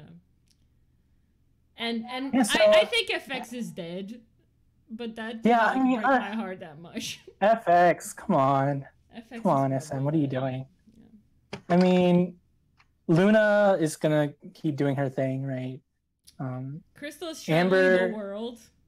Yeah. Amber's doing things on her own outside of SM. Yeah.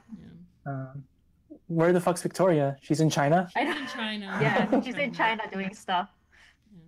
Sully's gone. Yeah, Sully. They didn't disband though. Officially, they didn't. Yeah, but it's like how Miss A didn't disband, and then 3 years later they're like, "Oh yeah, they disbanded." Like we knew. I mean, SNSD is technically still a thing. They're gonna try for a comeback with 5, I think. They are. Yeah. I think the Grace, if anyone remembers them, they were the group right before SNSD, right?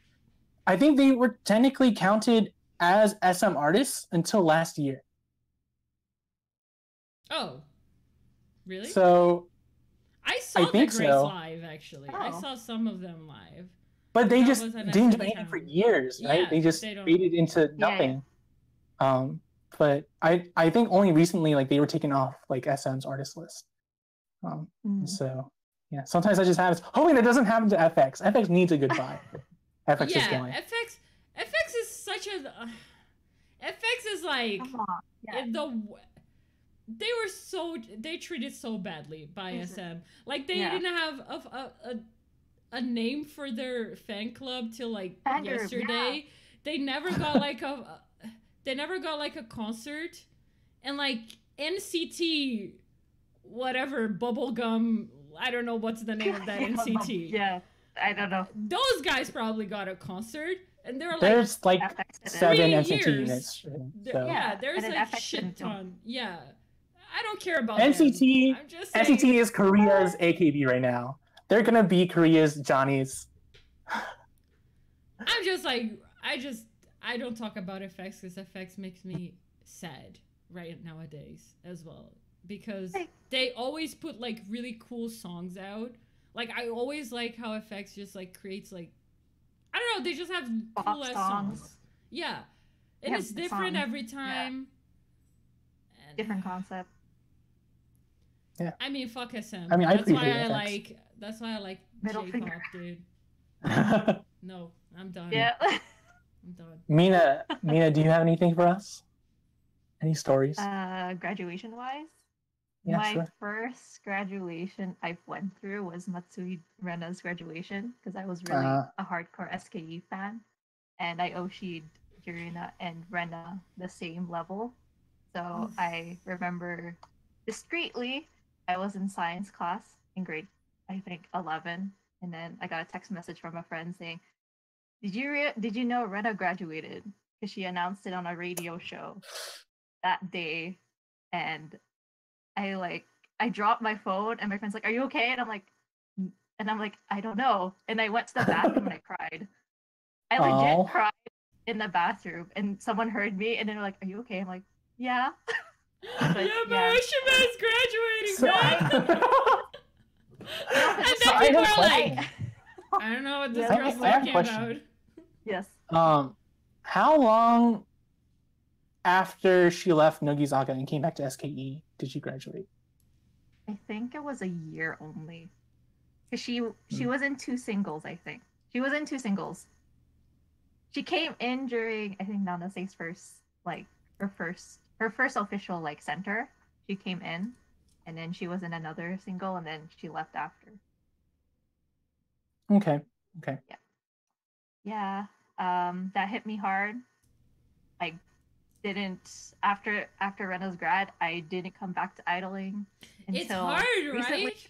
It's hard to come back, because once someone you like leaves, you're like, fuck this shit, I don't want to see this anymore. Yeah, you can't look at them the same. Like, I like the OG.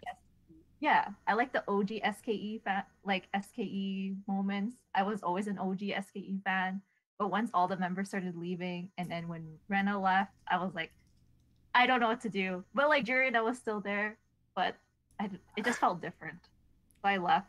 And Jurina never left. And here I am. Ever. Yeah, she hasn't left yet, and then I'm here. I came back, so I'm glad I came back. I missed a lot, but it's fine. I'm getting into other idols, but that Rena grad still hits me. I can't really get back to SKE after that. It's just too hard. I can't look. Also, there's not a lot of English content out there for SKE right now. Yeah. Like there's no dedicated subbers like doing stuff. Yeah, for SKE. Since like Abby Fry ended, right? Yeah. I mean, I guess Zero Position is still kind of subbed every once in a while, but like it's not as subbed as like or like like AK Nobody Bingo is kind as of. subbed as Kakizaka. I don't understand. Yeah, Like how we get so much stuff. Yeah. Yeah, I mean, so like if you talk to people who've been in it, I don't know, they haven't for... gotten a lot of content. Yeah, I mean, if you talk to people who've been in it for a long time, like who've been in like translating, the translating community for a long time, like they'll tell you that everyone was on Morning Musume, right? Yeah, but then AKB exactly. happened, and then everyone was a 48 That was translator. fun. Yeah. And then it was Nogi. Now it's Keyaki, and Keyaki's just like everything gets subbed, and it gets subbed fast. And yeah, it's kind of crazy because like Momusu had like crazy like translation like groups as well. Like they used to have a haromoni, which is like keakake, but like the morning musume version, and it was so good. Like it was ridiculously good. They actually had like legit money to do stuff, right? Because I feel like 46 like shows are kind of like, it's not that like much of a big budget kind of a thing, but they actually like had really cool like things, and you got to really see their like Momusu like shine, like their personalities, right? And when Haromoni got canceled, I remember like being super sad about it, and like it was a disbandment almost, because you start not understanding most of the girls, and I think that's why I never came back to Morning Musume as well, because I don't know if I can relate to these girls the way that I can relate to Kakizaka watching Haromoni, right? Watching Keyakake. So I actually learned like the time that I was learning Japanese, like my 2 years of learning Japanese, was mostly because I was so deep into Morning Musume that I wanted to watch stuff without subs. I just wanted to do it. Yeah. And I actually got to do that quite a lot, and it kind of like carried all the way to Keyaki now, so it's kind of cool that I can still remember, and like I listen to Japanese and I'm like, oh yeah, I know what they're It's like, I know what I said. Yeah. Graduations are hard. I don't know. In the comments you have oh my word this saying that they remember the HKT boom and how Odekage got subbed a lot. HKT had a lot of shows in the beginning, right? They had Odekage, they had Hyakaten, they had Tonkotsu School, Magic School, whatever. They had a lot. I mean, I've said it before, but like watching HKT Variety is really when like I cemented myself as a J Idol fan. Because like I was already watching Nogizaka stuff and NMB stuff, right? But I don't think I was really a fan of the whole concept of like idols until like I watched HKT Variety. Just because like I had a lot of like prejudices coming into watching HKT, right? Because they were so fucking young. They're like tiny little children. And like it was just super weird, right? Yeah, it's weird. It's weird, right? But watching that and just like seeing them grow as people, like that's kind of how I came to like really call myself a fan of the whole AKB system, and not just like, oh, I like Nogizaka and I like NMB. Yeah, and I think that's where J-pop shines for sure. Like you're not watching this stuff. Well, you're watching it for the giggles, of course, most of the time. But what you want to see is like growth, right? You want to see them growing up, and you want to see how their personality changed. So like people that are like super fixated on like how Hirate looked when she graduated. Oh, when she, holy shit, when oh my God. I didn't say that. What? When she debuted and how she is right now, like her personality change, like people get super, but like for me that's interesting to see. That's the kind of stuff I want to see, right? I want to see how they change and how they evolved, and how, you know, they have like cool stories to tell us, and how, you know, I don't know, it's just sad when it's just like, okay, this is one show, do some stuff for TV, which I think is a lot of K-pop. You just go like, hey, you're like doing this for the camera, and you don't get to see their growth as people, right? Fozzie also said that he's that AKB grads hit him kind of hard, and he stopped following idols in general after that. Yeah, I mean, it makes sense. That's a lot of people though, because it's hard to get back once you like someone they're not coming back. What's gonna happen after? So you have to take a break. Yeah. But like, don't take a long break. Like most of us. Yeah, you're gonna miss a lot. I mean, I think for me, right? Like I think comparatively to you guys, I am the newest to like J-pop, right? I've been in it a little bit over a year, right? So all my favorites pretty much had graduated by the time I started, right? And so I don't really have, you're So like, I mean, like Nanamin was gone. She was my Nogizaka Oshi, right? Mm-hmm. She was gone by the time I started, like a few months prior to when I started. And then there was who else was there? Like in SKE, I liked like Furukara Airi. And then like I watched all the OG AKB stuff, right? And all of them were already gone like years ago. And then NMB Yamada Nana was gone. She's my favorite. And so the whole, like, I don't think I've really experienced yet just how much it might hurt to feel like someone who I've become really attached to graduate, right? But like it's just a matter of time before Sashi's gone, right? But even when Sashi leaves, I don't think I'm going to be that sad because Sashi's going to be fucking everywhere. Yeah, she's going to be all over every television screen, on every show. Sashi is everywhere. She's going to be producing Equal Love. She's still going to be on Twitter. Sashi's But then it's like people like Motomura Aoi, who I'm like concerned about, right? She's my number 2 in HKT. She's not a particularly pushed member, right? Like she's known, she ranks, but she's never been like up there, right? I mean, there's still like, I don't think I've really experienced it yet. Like in Morning Musume, my Oshiman just graduated last month. Ogata Haruna, right? But even then, I've only known her for like 3 months prior to that, right? So it's weird. It's different. And right? they don't have like a show too, like Morning Musume. Did they still have like a variety show? They have like Hello Station, which is like a news program that's hosted by a different pair of girls every week. Yeah, so it's not the and same. then they do some stuff, but like it's not exactly the same. And then they do DVD mags, which I think are the best way to get to know the girls at this point in Morning Musume's like history, just because they're actually really fun.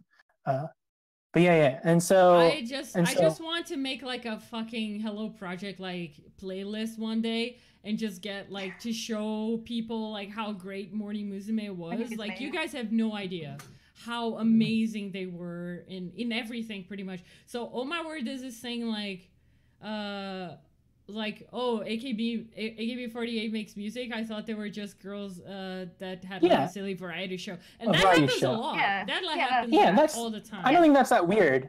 Like people in Japan, right? It's not weird.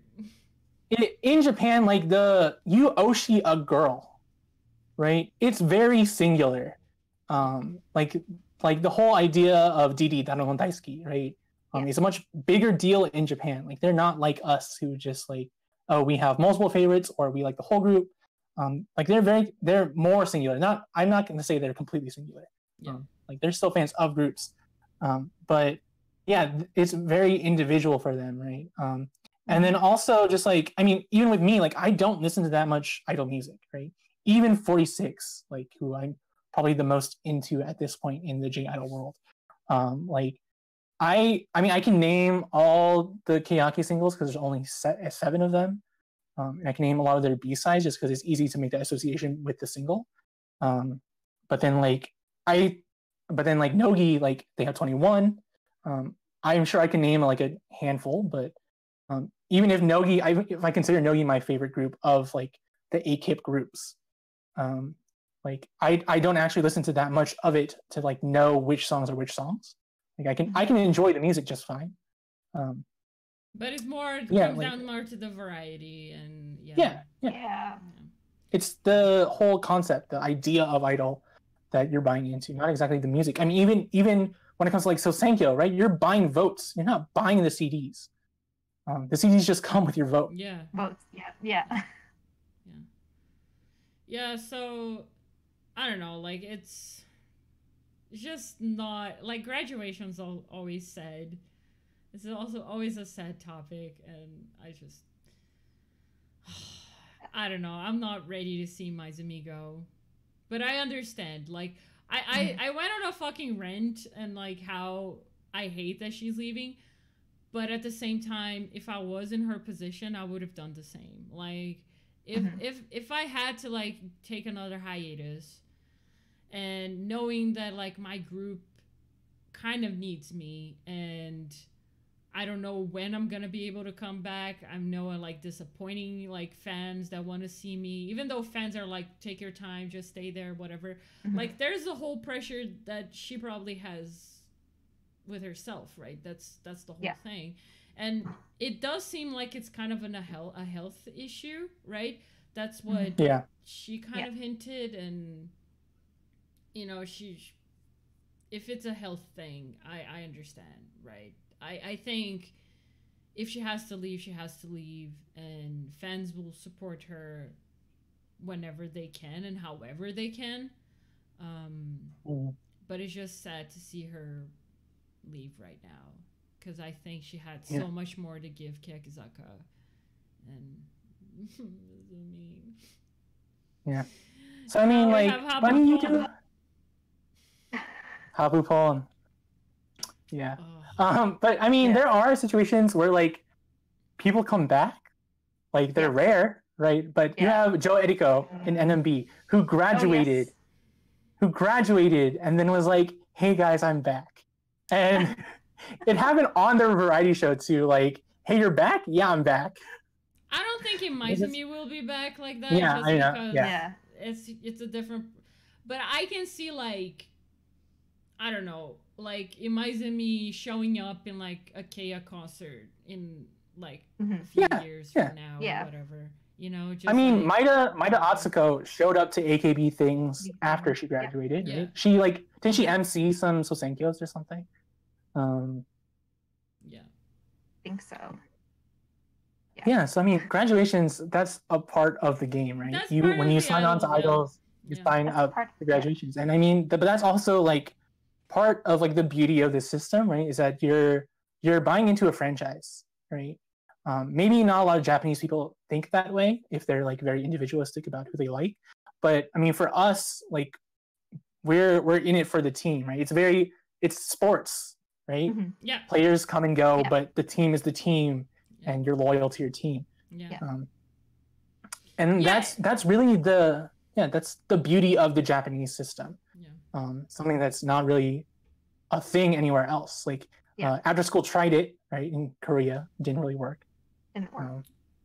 Yeah, I think like the other thing that is cool is that they allow the groups to like have their own color, kind of like figure out who they are. Because like what's gonna happen now is like when all 21 members of Keyakizaka graduate, the name Keyakizaka is still gonna be there unless they like disband the whole fucking thing. Like I don't know, but like Keyaki is always gonna be like the group that has like the edgy, like cool songs, and you know they're not super idol like, they had cool lyrics if Student Death didn't exist, and that's how it's gonna be forever, right? Even if the 21 members are not there, but it was the 21 members, the first members, that kind of like created that image, right? Which is cool. yeah. I mean, it's even with like AKB, and you have the team system, right?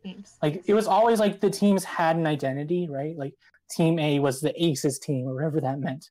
Team K was the performance team. Team B was like the personality team, right? And even if like a little bit of that is like muddied now or isn't as clear, right? There's still like that history, right? People know that, and like they expect that, and that's really just part of the whole deal. It's like our perception is what we take in. Fozzy's talking about Nogizaka and how when they debuted, he wasn't, or he or she, I don't know, Fozzy, you know, just correct me, wasn't sure that they would become anything, right? And they are asking if we were ever surprised by a group success. we've been at this for a while, but I don't care because I feel like this it's really good topic of conversation. Yeah. I think Keyaki is kind of weird. Like, I don't understand how Keyaki is so big so fast, right? Like they just like in 2 years they accomplished so much. They boomed. Yeah. So I think that, not that I was underestimating them because I wasn't there in the beginning, but every time there's like a new single, I'm like, whoa. Like, even like with the whole like Hirate boom that happens, like people just project way too much stuff into Hirate and just put a lot of pressure on her.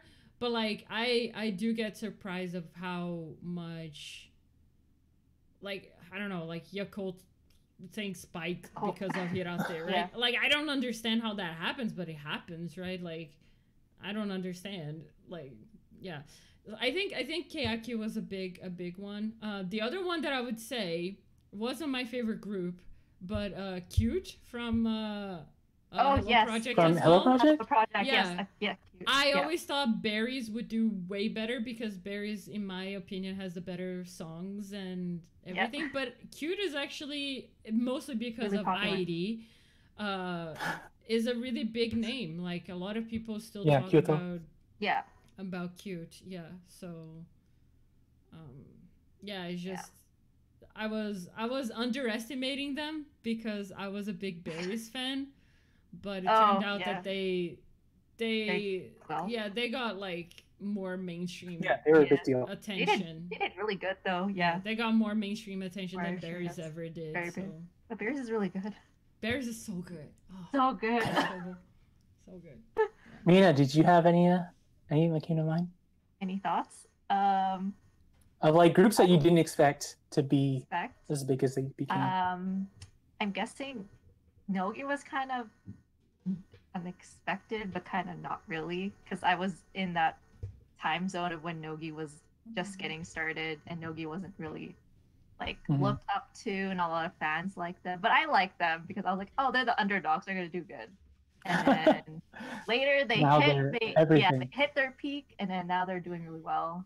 Even for I mean, talking about the Nogi situation is really interesting, just because even though they were Akimoto, right? They were advertised as the rival group, and people took that seriously, right? Like, people who were into Nogi were like, AKB is nothing. Yeah, fuck AKB. There was like a separation. And the people who were AKB fans were like, oh, Nogi's not going to ever be what AKB is, right? And I mean, just hearing people talk about that, about how it was then, is just super interesting, right? Because as a fan now, like, I don't separate them that much. Like, they're AKB and AKB sister groups, and then there's Nogi, right?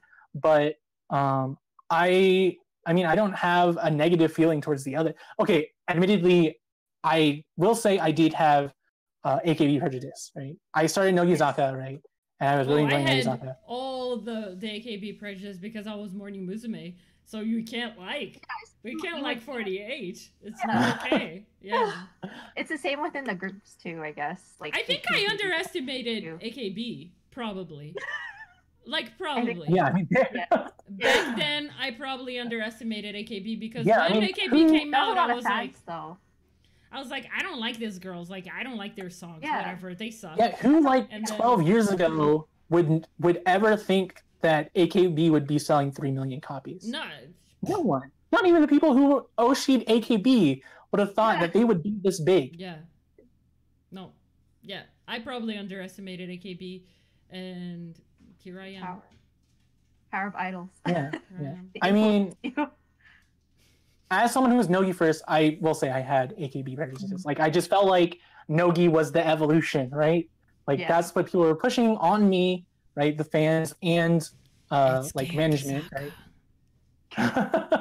Kakizaka's the evolution. Yeah, and so I did have AKB prejudice, but I think like, to give a more specific example, like, I was pretty much sleeping on HKT and Team 8, right? Because NGT and STU weren't like really things yet. Like, they're still very new even now. But like, I mean, I talked about how HKT like kind of scared me, right? They're tiny children, like, and you're working them, right? And it just felt so odd to me. And Teammate was the same thing, right? It was all these young girls. But I mean, I'm completely turned around now. Like I see the power of Teammate. Teammate's scary. Teammate's scary just because the whole idea about taking one girl from each prefecture. So like the idea is you have the best girl from that one prefecture. Like even if like the same number auditioned for Teammate as like any other group, right? Like just planting that seed in people's heads, right? Like it feels like something. And Teammate is they're talented people. That's why a lot of people like Teammate. I mean, also like the you're talking about like the AKB and Nogi like rivalry. It is a rivalry that, you know, it's a friendly rivalry, but not to a certain degree as well, because I remember the Kohaku, like that was like an episode of AKB show that showed the Kohaku backstage, and I watched it because of Keyaki. But the good part of like the whole like AKB part was that, what's the name of the leader, the captain of AKB? I forgot. Right now? Yeah. Yui-han? Yeah, Yui. She was like kind of scolding them because they lost to Nogizaka this year. Like they were like, we lost to Nogizaka this year because they lost the CD whatever Japan awards to Nogizaka. So they still have like Sakamichi AKB, but Sakamichi AKB, the one that Techi was center, that song, it was insane because like people bought the single that had that song and it was sold out everywhere, and they didn't buy the rest of the album. So they did it because of 46. No, they did it because of 46. Well, it's 46, right? So yeah, it's just like there's a rivalry, but there still is. Like, and if anyone, I mean, it's all management just making their money. It's good. But It's good. Yeah. I mean, so you had, but like even you had in the past, you had when Ikoma did her kenning, right, to AKB, that was a big fucking deal. And like if you watch the Nogizaka variety for that, right, where like they told the Nogizaka members that Ikoma would be moving to AKB, like the Nogi members look betrayed, right? Yeah. And so like it feels very real in those moments, right? Yeah. I think they should do more. Yeah. It's fun to watch. It's kind of stuff that is fun to watch. Yeah. And it felt like sending like Matsui Reina to Nogi was more a response.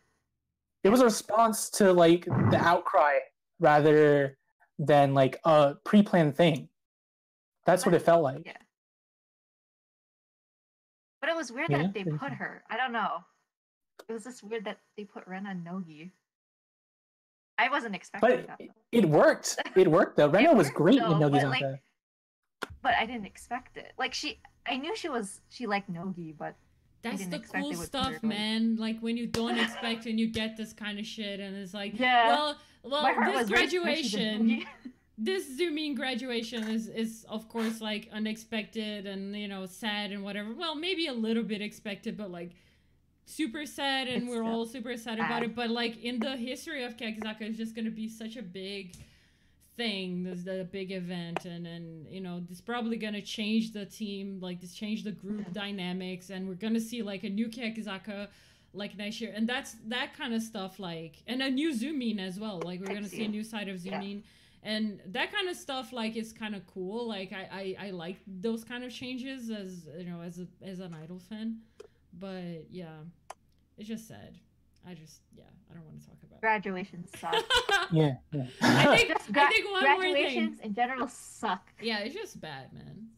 Well, when you're graduating from school, that's fine, but like, idol graduation, not fun. No. Not fun. But, I was gonna say the other group that I underestimated, that is like huge, it's Baby Metal. Yeah. Baby Metal. Baby man. Metal. Holy shit. Baby Metal is insane. I watched Baby Metal. I was like, this is great in Japan. This will never get out of Japan. and but that it was did. complete opposite. It It just wrecked the world. So like what? baby metal. There you go. Yeah, It's so Japanese. It's so fucking Japanese. And I like this kind of stuff. This kind of stuff makes me like, okay, if the world got a little bit more exposure into like variety shows and like idol stuff, like J-pop idol stuff, if it was like a little bit more open, the world would be into idols. Like everyone would be into idols, right? But the fact that it's like hard to get like yeah, you have to like really search to like get your idol news and stuff like that. Yeah, it's hard, right? Yeah, but in the Japanese community, baby metal proved that is true. Like it can happen. It can happen. It can Japan, happen. Please One do day. this. Just push. One day. Just put Keyaki. Just push it. Just go. Yeah, so I think this is a good point to sort of wrap things up, right? I mean, we can look at some of the comments that I might even missed. Dotaway is talking about how kennings between Saka and stuff. Like, I mean, if you don't want to do like a 40-46 kenning, like doing just in Sakamichi is a step. I don't understand how we don't get a Sakamichi single till now. There's no Sakamichi. Why we don't get Sakamichi anything? They had one special together. I mean, it feels like a betrayal of what we were promised that a 46 family would be, right? Especially when they're just trying to push now, like that Hiragana is the twin sister, and that Nogi is the older sister. When you don't see interaction between Nogi and Keyaki almost at all. And they are close. Like you know that they like know each other. Like Ikoma, they work in the same building. Yeah, Ikoma was like really quick about like when Zumi said she was graduating, she was like super quick and like sending messages and stuff like that. Like they know the members, right? They're aware. Yeah. And then like they do like model stuff together. So like Risa is with Nanase like every week, I guess, for shoot. Like they have each other's numbers. There's a whole thing about Nanase being sad that Risa doesn't call her or whatever. Like, yeah. So I want to see more of that. Like just give us Sakamichi stuff. Like I want to get more into Nogi because I love Keyaki, and I want Nogi people to get into Keyaki because they love. Yeah, just do more. It's just so weird that the closest they come to collaborating these days is for an AKB single. Yeah, it is. Right? Yeah. Come on, guys. Come on. But yeah, this is where I think it's a good time to cut off. Because otherwise I'm going to get angry again. Yeah. We talked for a long time, and there's so much we can say about the idol system just because that's what we're into, right? That's what all of us are here for. But we got to leave stuff for other episodes, guys. And also, I'm kind of tired. I think we're all kind of tired. I'm also tired. I'm tired. I'm zoning out. Yeah. So thanks for joining us for these almost 2 hours, I'm guessing. If you liked what you saw, you can subscribe here. You can subscribe on YouTube. I mean, you can follow here. You don't have to subscribe. I don't think you can even subscribe to us right now. You can. You can follow us on Twitter. We're at Oshi Moshi Cast. We're at Oshi Moshi Cast on Twitch. And you can search for us at just Oshi Moshi anything on YouTube, and we'll come up. And then you can follow us individually as well. I'm at weeabookstore. Miris is at Miris Senpai 46, and Mina is at Mayui24. So this is where we are. We don't know what we're covering yet next week. News happens when it happens, and we usually respond to that. But in the case that we don't, there's lots of stuff that we want to talk about already, stuff that we've talked about talking about that we will get to someday. We're at this point, we're kind of in it for the long run. And we hope you guys stick around to see see our growth. We're idols now. As idol fans. That's kind of weird. I'm not just gonna go because I want to be an idol, man. I just don't want to. Idol fan. That's how I put fan at the end. Okay, idol fans. Growing. We are idol fans. This is an idol podcast. This is Oshi Moshi. Thanks for watching. Bye. Bye. Bye.